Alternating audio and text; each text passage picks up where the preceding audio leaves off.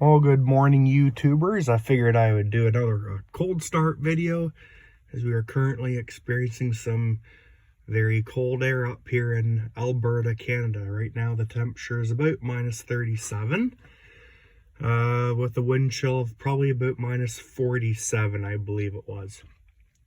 This is my 2005 Dodge Grand Caravan 3.3 liter V6. It's been sitting all night, not plugged in. And we're gonna give it a cold start.